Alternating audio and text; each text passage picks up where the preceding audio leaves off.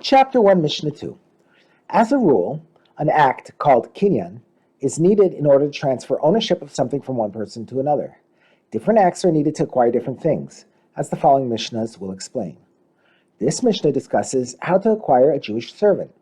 A Jewish man can become the servant of another Jew in two ways. He can sell himself because he is poor, or the court can sell him if he stole something and cannot repay it. Such a servant is known as a Hebrew servant, Eved Ivri, and is subject to certain laws.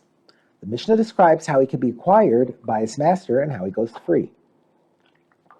A Hebrew servant is acquired with money, i.e. the master pays for him, or with a document, and he acquires himself back from his master, i.e. he goes free, either by completing 6 years of service, or at the beginning of Yovel, the Jubilee year, or by deducting money, that is, he deducts from his purchase price the value of the years he served, and he pays the balance to the master.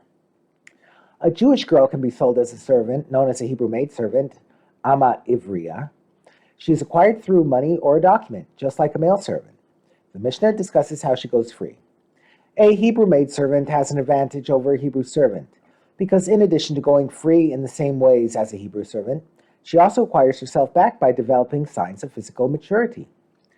A Hebrew servant may choose to remain a servant even after his 6-year term is over. Such a servant is known as a nirtza. The Mishnah teaches how a master acquires a nirtza for this additional term and how he goes free. A nirtza is acquired by his master for a new term of service by the master making a hole in the servant's ear, and he acquires himself back from his master at the beginning of Yovel or upon the death of the master.